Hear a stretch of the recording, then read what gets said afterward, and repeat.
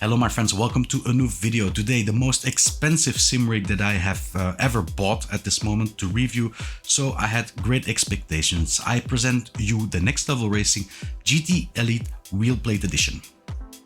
When you say Next Level Racing, you say highly configurable, and when you say Elite, you know they mean business.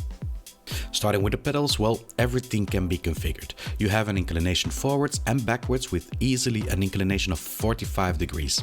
The pedal tray can slide up via the entire vertical beam and what looks like tusk at the front of the rig. With its mechanism of two very heavy middle plates with slots, you can basically attach any pedals and pedal bases out there from both top as the bottom. An absolute joy if you have some exotic holes to fill. The wheelbase holder is attached between two slightly angled beams and goes up and down as you can expect. The tray itself can also be tilted easily and plenty. Compatibility is described by NLR as compatible with Fanatec, Trustmaster, Logitech, Sim Experience and more. I can say that on the version I had, the Logitech G Pro was only attachable with 2 out of 3 holes. For the rest, a very decent selection of pre-drilled holes.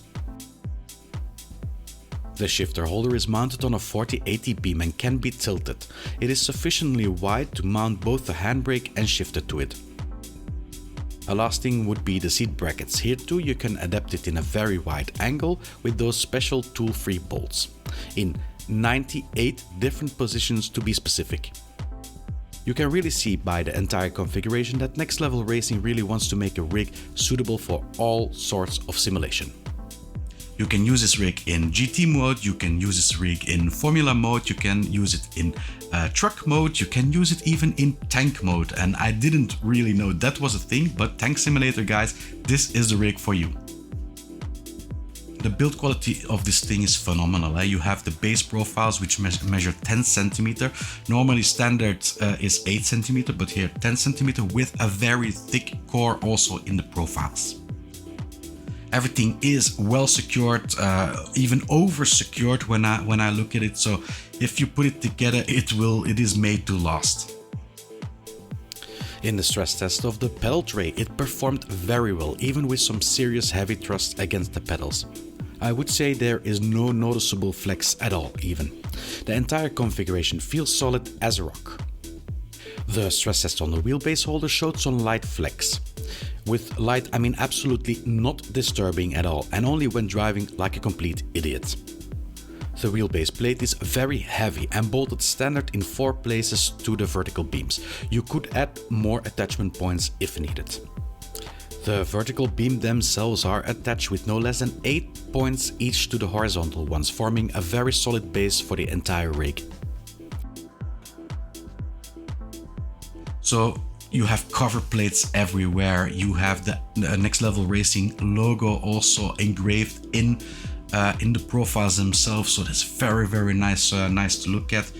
My favorite probably for build quality is the paint. Well, not the paint. It is anodized and it has this bluish. This bluish metal shine to it. Very nice. Because of its exceptional smooth and qualitative gunmetal finishing on the profile beams, it is also fairly scratch resistant. The rest of the connectors and plates are powder coated. For build quality, they really didn't skimp on quality materials and they were really determined to create a solid unit with the FGT Elite. When it comes to features, Next Level Racing has always been the king of the sim rigs, and it's not different with this rig. So starting off with the profiles themselves, so they are in an angle, and every part is also in that angle to have a very smooth line, very nicely done. Of course, there is the shifter holder and the handbrake holder, which are there. You have a special heel plate also, where you can rest your heel on. Yeah, very nice.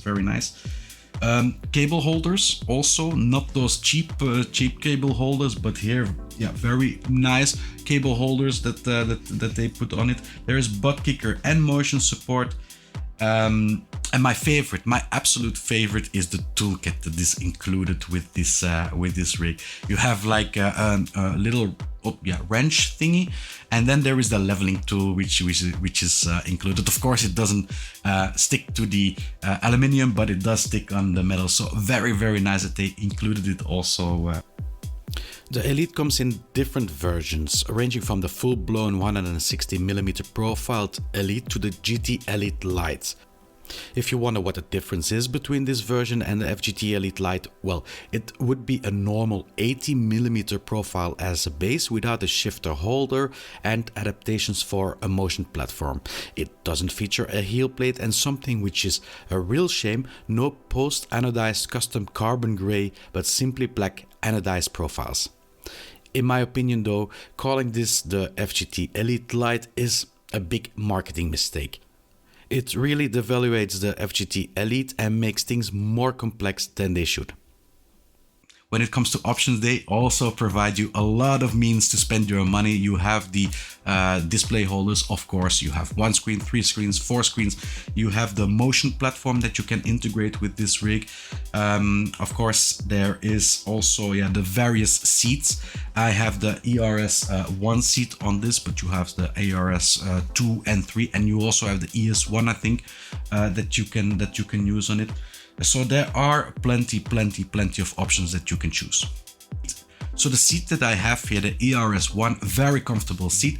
It doesn't squeak, which is fantastic after the last next level racing product that I tested. It has a double recliner lock, something that I haven't seen on other rigs either. So, well, 2 sides, recliner lock, not bad. Only thing that I think about the chair that I don't like is the lumbar support. It just doesn't. After a while, I start to feel it in my back. So a little cushion or something would be nice to have it there. But for the rest, very nice seat. Yeah. This is a big boy, especially with those tusks on the front. A very big boy. I needed to adapt my testing area to accommodate this rig because it was just too big. I think you can have it 160 centimeter in length and about 84 centimeters in width. Very big boy. And it carries some weight too. With 56 kg, it is not really a lightweight either. Fortunately, the feet made it very easy to slide around, but perhaps if you consider this rig, some wheels under it may be handy.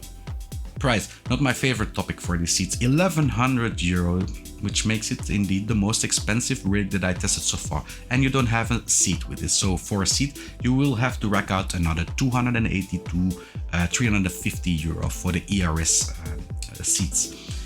So it's not cheap. It's not cheap, but of course money is subjective. One has a lot, the other one has a lot less. So yeah, I won't say if it is worth it or not. That is for you to decide. If you look at the package, if it is worth it.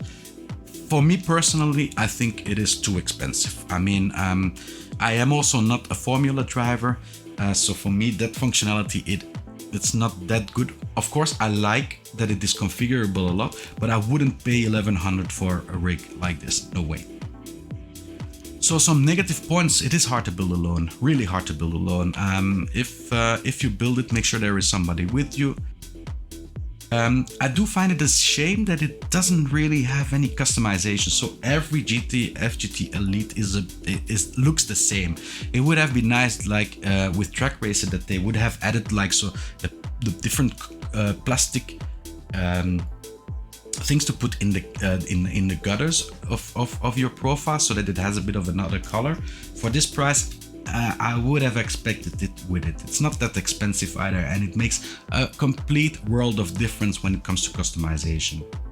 Also, something I did find that the wheelbase came very close to my knees and my legs, my upper legs, when I was driving in it in GT mode. Now this is because the base that I use, Logitech base, it is already a bit tilted up, so you need to tilt it a bit down, and yeah, then you are very close with your legs against the lower part of the wheelbase holder. I did hurt myself a few times with it.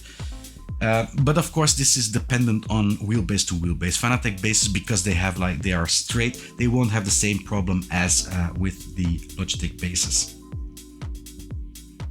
A conclusion would be that this is a very versatile piece of hardware. The abundance of configuration, the use of premium materials in a sturdy frame with the amount of options they include make for this to be one of the finest rigs I ever sat in.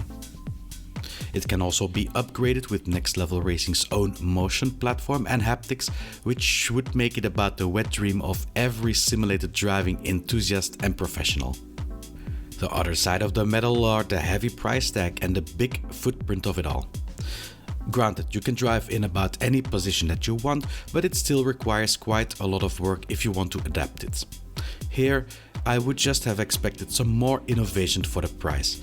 Look at the playseat formula, for example, an extremely overpriced F1 cockpit, but it did have some sort of innovation in it with easy to adapt wheelbase holder and pedals. I am not saying that it is just that easy to come up with such a system, but between this and the lack of personalization of the appearance, there is simply too little to separate this rig from the competition and to justify a price above €1,000 for it. I do love the color of the profiles though. Thank you all for watching. I hope you had something from this video. Leave a like if you did, subscribe if you want to see more videos, and I will see you all next one. Bye bye.